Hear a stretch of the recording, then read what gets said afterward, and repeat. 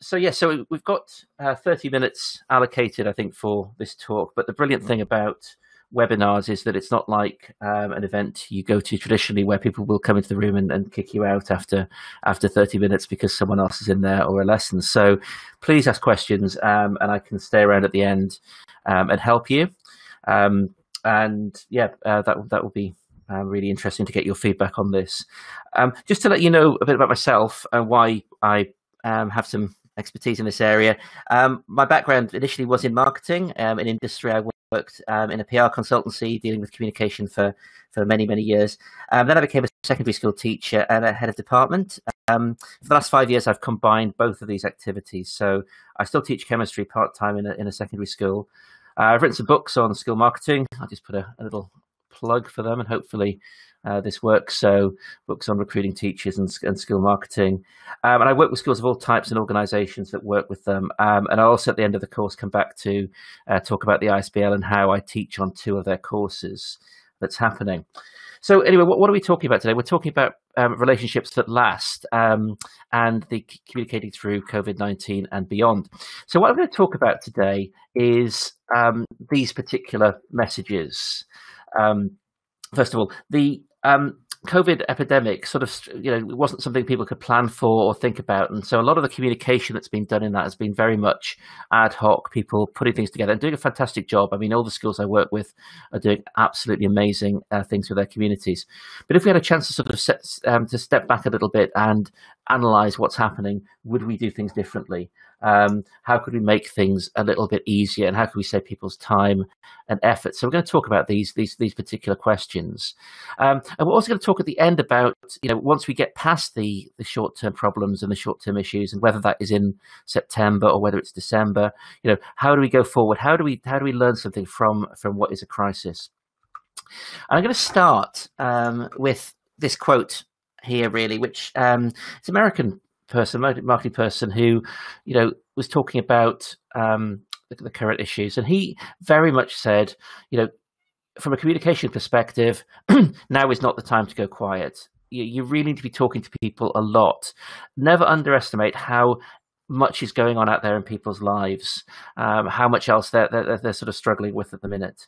And you as a school, you're not just a building, you're not just a classroom, you're the relationship that they have that they can trust. Possibly the only relationship they can trust at the minute. There's so much fake news, or people are coming up with ideas on social media, making rumors. You're the people that are telling people the truth. And if you can get that through to them, if you can do that, that's absolutely amazing, and it's a really, really important part of what you're doing. But at the same time, it's really easy as a school to make mistakes. Particularly if you're tired, particularly if you've been working hard all day, and we all know parents who have absolute hair triggers when it comes to complaining, and they'll be on the phone, or they'll be sending messages, or worse still, they'll be putting messages in their WhatsApp group and saying negative things about you. So that's what we're talking about today. Let's try and do the best we possibly can, and realize that we will make mistakes, things will go wrong, but we're in this for the right reason. The first area is about who do you need to communicate with, and 2 of the basic principles of marketing, if we talk about marketing communication, are segmentation and targeting. So rather than sending the same message to everyone, you split them into groups and make sure that each of them gets the most relevant information for them. And that's true of schools as well. I think a lot of us do it by default, but whenever I do my courses, we sort of spend a bit of time starting at the start about looking at these different segments, looking at these different stakeholder groups, as we call them. And people, I think, find that quite useful. So that's what I'd recommend. First of all, really, you can then split up your information, so you're not sending everything to everyone all the time. And most importantly, you're not confusing them.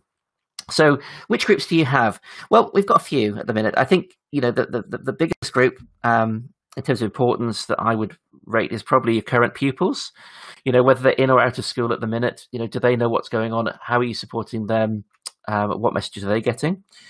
We have current parents. Now, again, they might be supporting children at home, might be bringing them in every day. They might be doing a mixture of both if they're a key worker. And if your school offers that.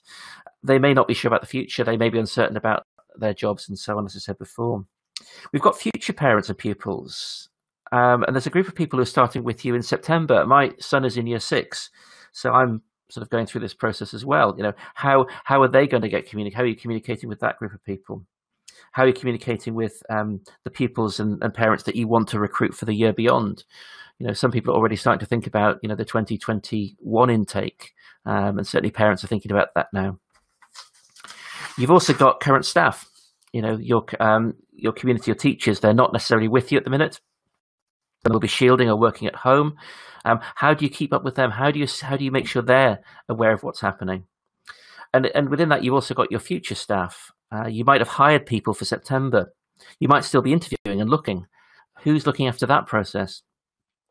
There's the wider community that we've got here. People who maybe use your facilities, the local council, your multi-academy trust, the charities you work with to support parents, former students who maybe still keep in touch, people who you're working with to develop your school or get grants from. Lots of different people that you're trying to keep in touch with, and I'm probably missing some out. You could probably make a far better list yourself. There's probably people on this as well who you might be spending a lot of time talking to that you don't necessarily need to, and it's worth ranking the people in order of their importance and in terms of the time it takes. And could you reduce the time you're spending, for example, talking to your council or to the government? I know some people are definitely rowing back on the amount of information they're providing that way to give up time. But once you've identified these groups, my big recommendation is to try to expand your communication team that's doing it. I'm seeing a lot of schools at the minute that are relying on the head or the chair of governors for every communication to every single one of their stakeholder groups. And I think that's something that, as we go longer and longer and longer, please try and bring in other people within this. Maybe focus on parents and pupils, people who they know, but let your head of year 7 or your head of reception deal with next year's parents. Find somebody who's going to deal with future teachers. Because this quote, I think I saw from Teacher Tap fairly recently, I think does show that head teachers are getting more anxious, having longer working hours, and are feeling great pressure. So please try and spread the burden as wide as you can. And again, if it gives those people opportunity, to learn about how to communicate, that they will be able to use later on if they want to move into more senior positions.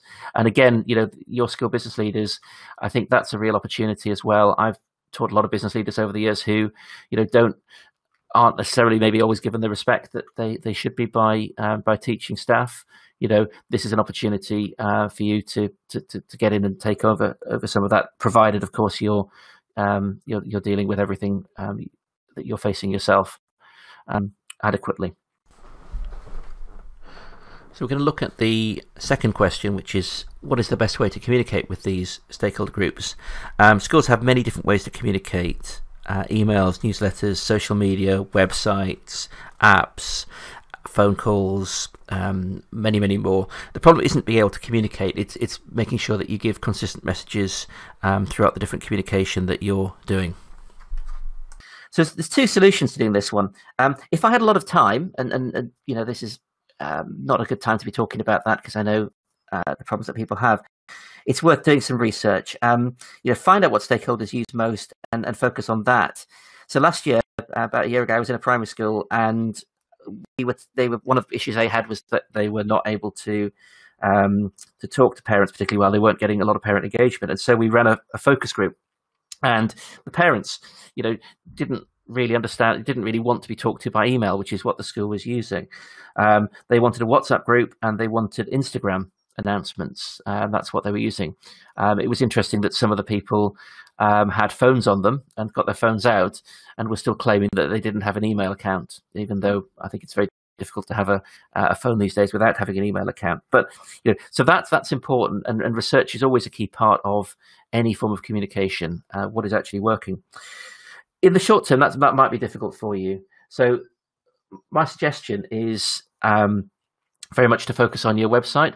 And you can see here on the picture, we've got a couple of screenshots of some. The second picture from the left is a really nice example of a school that's focused its website very much around this issue. Keep everything on your website. You can keep it in the open for the whole community, or you can put it into a parent or student area for anything you just want to keep for specific people and log on. And then, by using different web pages or by making it really clear on one page what's happening, you can give the latest up-to-date information in one particular place. You can then send hyperlinks, web links to people, whether that's by text, email, social media, whatever, even through Parent Mail or Class Dojo or something like that. What you're really saving yourself time on there is retyping everything. I know schools that send long letters all the time, and they're sending them all the time, rather than just saying, here is the update. You can also highlight what's new. So you can put at the top, new this week, a few key points. A couple of other key little points. Please don't send Word newsletters because people can't always deal with them. Send PDFs if you want to. And in terms of social media, people always ask about social media. I always think there are two types of social media. In this particular idea, you've got your open social media like Facebook, Instagram, and Twitter. Please do, share messages, share links through them, particularly around, openings and things with parents.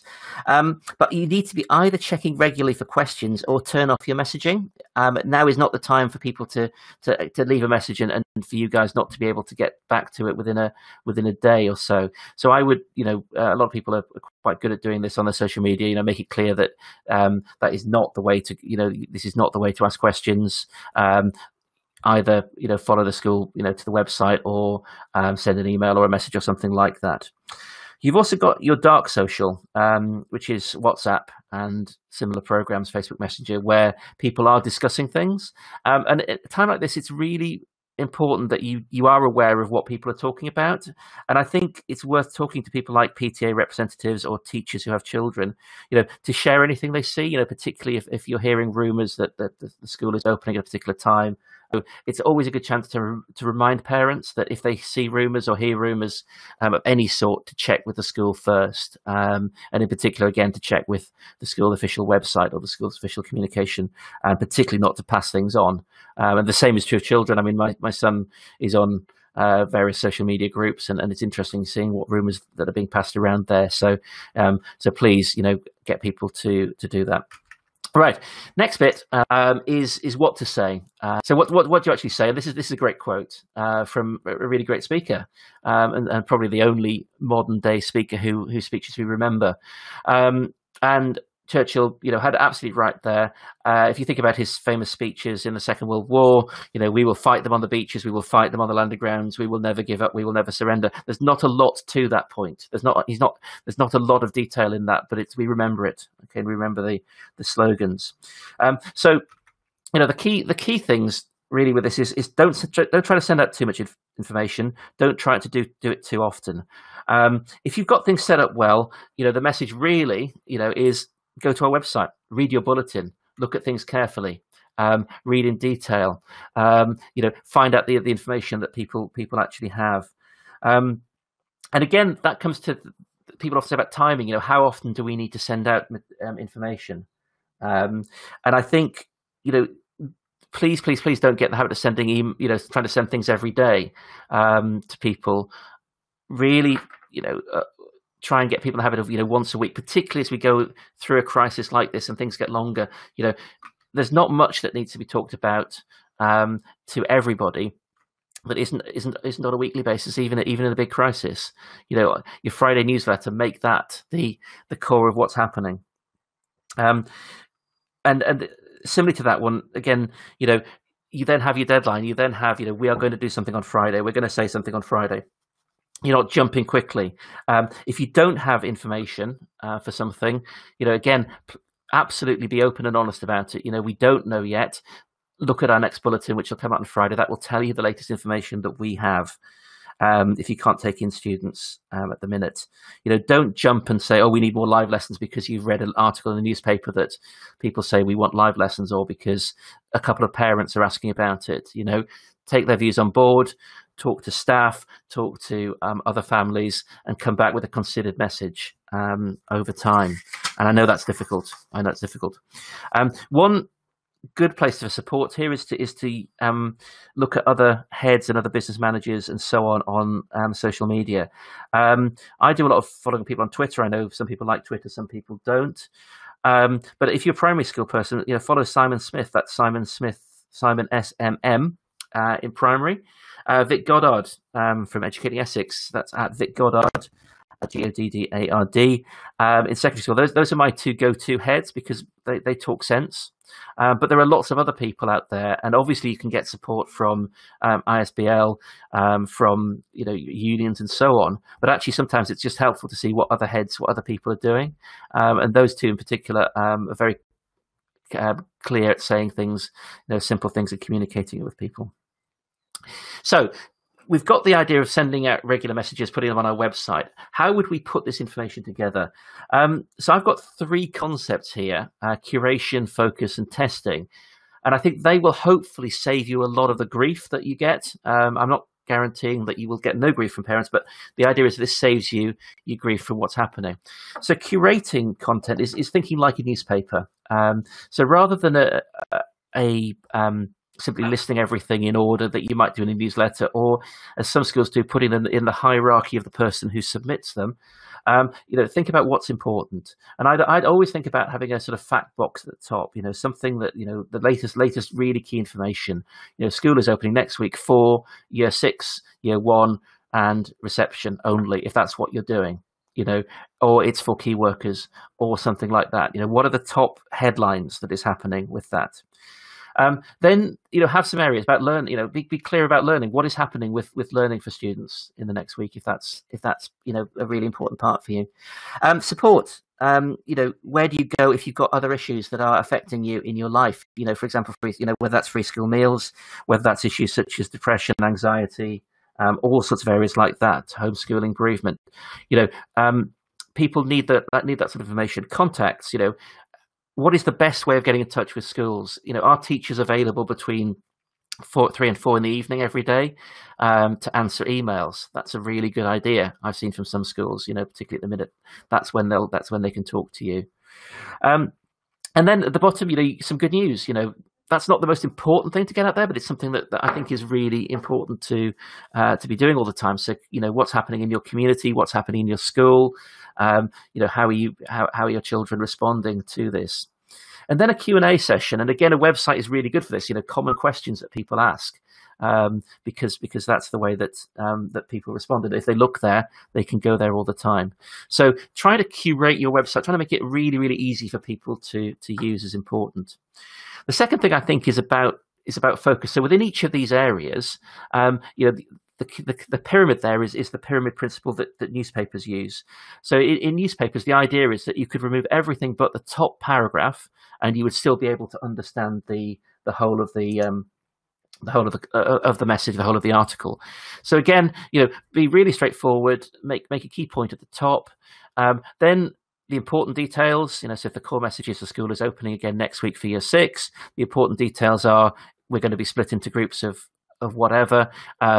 These are the particular bubble that you're going to be in. These are the rules about social distancing. Fine details. Okay, where do you line up in the morning? That sort of thing. So essentially, if you're not a year 6 parent, you've already tuned out and you're moved on to something else by the time you get the core message. But if you are a year 6 parent, you're reading the whole thing down to the bottom. So think about that. Think about doing it that way.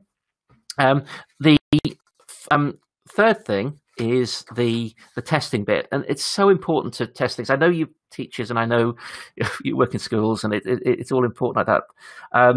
But it's not really just about spelling and grammar mistakes. Think about the tone. Think about it's really clear. Get some teachers or parents, or even some parents, to read it and try and answer it, and so on. Because I've seen a few things that heads have sent out in anger, or not in anger, but in frustration. And it's great to have that emotion, and obviously appreciate that people are feeling that way at the minute. But really, it doesn't go down well. It really doesn't go down well if people are then, going to, react badly to it, and you end up having a really bad couple of days. So test it, and then make sure it's on your website before you send out a link to it. It's one of the again, these little things that happen, you send stuff to a web provider or to somebody, you expect it's up, make sure it's tested, make sure it works like that. A couple of questions about this that people would ask. I'm a big fan of video. I think videos are more likely to be watched, but they're not very detailed. So if you're going to do a video, just make it very, very focused. About that top part, that core message. Don't try and tell everybody, 15 different details in a video. Make that more difficult. Make that longer. With that. And please, yes, you can use bullet points. People always ask about that. Yeah, bullet points are great. I love bullet points. Bang, bang, bang. Okay, with that. So we've now got a website that's got lots of information on it. We're sending stuff out there. We've got things segmented, and then we hit this. Okay, now it's a very interesting quote, this actually, because people always attribute it to various different people. W.B. Yeats and other people like that. It's actually, I tracked it back to a guy called William H. White in Fortune magazine, and that I think makes the point itself, that even the quote, we don't even know where it came from. We don't know that communication has actually happened. I mean, I'm talking into a microphone in South Manchester at the minute. I have a computer that tells me that there's about 30 people listening to me. I've got no idea that any communication is actually happening. So what do we do? Well, we have to give people a chance to respond to that. I've got a little Q&A thing up here, so hopefully you're listening to me and you did reply when it was all going wrong, which is great. So you need that sort of feedback loop. You need that sort of thing that's happening, that's going on all the time. And here are some ideas. Okay, so the easiest way for schools to handle responses is very much through asynchronous messages. So things that happen at the time the parents can do it. And then you can put things together and come back with an answer. I'm not a big fan of telephone. I'll talk about telephone in a minute, but I think the sort of asynchronous ones at people's times are the best way of doing it. So surveys, I think, are a really good idea. I think, if you think about all the different groups you've got, as we get 3 months into this pandemic, have you been asking them? Have you been asking to do surveys? What are they feeling? 20% of staff, 20% of schools, I did a survey recently, about 20% of schools do staff surveys, for example. Now might be a good time to ask their opinions. What are they doing? How are they feeling? What ideas have they got? What suggestions can they come up with for that one? If you're going to do phone calls, do a sample. Do a sample of a particular group just to test understanding. I think the other thing that schools are doing a lot is they're asking teachers to call parents and talk to them, which is great, but really make sure that they're up to date as well with all of the latest advice, because while the teacher may want to talk to the parent and child about their learning, the parent may well want to talk about opening or about health and safety or about something else. So really make sure that they're briefed properly before that happens. And also, if they've got any questions that they can't answer, that they're clear about where that goes and how that gets passed up. Because you don't want to phone a parent and end up with them being more confused.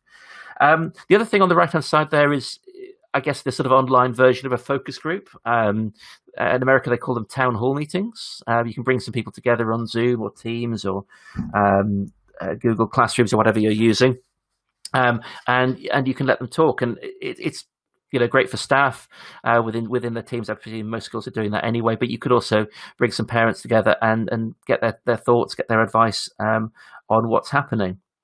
When you do have feedback, again, make sure, please, that you are, you're summarising what happened in that feedback to people. So if you phoned up a lot of people, do a summary and put that in your next newsletter, because they want to know that their views have been taken on board. So you've got this feedback, got these ideas. What's the best way of answering it? I would go back to your Q&A session on the website. Put some questions answered in there. Maybe have a video of someone answering the questions. That's a nice way of using a video, or put it there, and then send an update to people. Again on the Friday newsletter, we've updated our Q&A session. Thanks to all of you. Go back and have a look. Ask some more questions. You're not then dealing all the time with lots and lots of them. Obviously, you will get emails. Obviously, you will get phone calls from people, that you will need to do. But we're trying to remove as much as possible from that. So that's the sort of short-term sort of issues, really. We're talking about what to say, how to say it, and how to give feedback. Obviously, the other part of this talk, we've nearly run out. Actually, sorry, I've got about 2 minutes left of this due to the cutting out things. But we'll spend 5 minutes talking about this if you've got time. As I said, I'm recording it, so not a problem there. The other thing is turning things into long-term ideas. And here's a meme that you see all over the place, and I don't know who came up with it. But two things can destroy any relationship: unrealistic expectations and poor communication. And while it's talking a lot about personal relationships, it's actually really talking about, it's actually really, really valid in this sort of context. So, be clear about what you can do, and then make sure that you are talking about it. Oops, sorry. I don't know why. Okay, I'll use that one. So how do we turn short-term communication to long-term relationships? A couple of pictures here for you. On the left is the oldest school in England. It's in Canterbury, and it was founded in 597 AD. So it's a school that's been going on for a long, long time, and it's survived far worse than we've suffered now. We're talking about the Black Death, Second World War, and so on. So schools can build those relationships over time, and you do build those relationships over time. But the right-hand side is a school, that Old Age School for Girls in South Manchester, that I really, really like in terms of how they are putting everything into their relationships. They're not just looking there on the left-hand side of the picture of a building or anything like that. It's all about the people. It's all about the girls they teach and the staff they teach. So how do we turn the sort of short-term tactical stuff into something that will work over time? And really just 5 points here. Something that's really important for that. It's a journey. The first thing is with a school is to set a vision for that relationship. If we talk about personal relationships, you have visions for those things. Oh dear, sorry, I've got things popping up I should do. So we set a vision for those relationships. That could be something that is, making the school the hub of a community or communities around it. It might be about something practical and physical, like renovating the school. It might be about offering great opportunities to current students and maybe engaging former students in the wider community to offer mentoring and work experience. My first encounter with Stephen Morales, who's the chief executive of the ISBL, who you may know, I used to work in the same school as him at Watford Grammar School for Girls quite some time ago. And he got everyone behind fitness and well-being and created a community gym called the Fuller Life Health and Fitness Centre. And, things like that, really, really important in terms of getting people engaged behind you. So we move from the short-term survival into what do you want that longer-term relationship to look like with a particular person. Then, setting your goals. What does that actually look like on the ground? Now, SMART, I think, because business managers know what SMART is all the time now.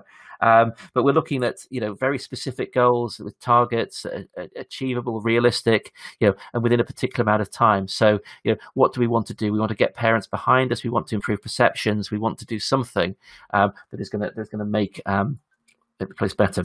So set these goals, and these need to align with and support the school's wider marketing development plans that are going up that way. Check your resources. So can you actually deliver the communication, the sort of relationship that you've got there? Can you actually manage these new relationships? So, do you, for example, have the right databases for managing those contacts, for being able to send out newsletters or emails to people? Is everything still done on paper? You might need to think about GDPR. Horrible thing about this bit here. If you're going to be talking to people about a new project to revamp the school, do you need to get their permission to send them, regular emails and so on? You want to create a communications plan over time, and that's a series of touch points. We've talked a lot about this today, that people are going to need to hear things many, many times. Think about Churchill and his hammering people over the head. So it's often said that people have to see things 7 times to engage with a product or service.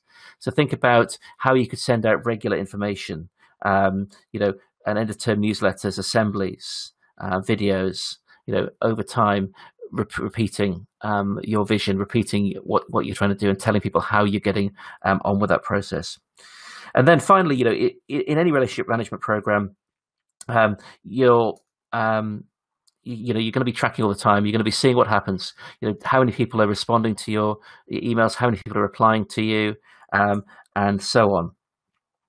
And make sure that you are, being able to report back to senior leaders and so on that's happening there. So this is just a real plan for any sort of longer term relationship that you're trying to engage with somebody.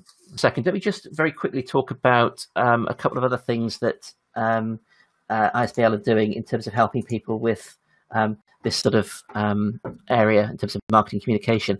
This afternoon, we're starting a series of webinars, 6 webinars that I'm doing some. Justin Smith from Chameleon is doing some other ones. And start with market research, creating clear brand vision and messages, and so on. Income generation is always a really, really important one over the next few weeks. You can find out more about those on the ISBL website and sign up. It is a paid for course, but you get a discount if you're an ISBL member. There's also ISBL's marketing workshop for skilled business professionals, which Justin and I run, and that's a by demand course, which you can again find out on the ISBL's website, and there'll be a link when I send these slides around to people, if we send these slides around to people, and so on. I also do a monthly newsletter at marketingadviceforschools.com/network.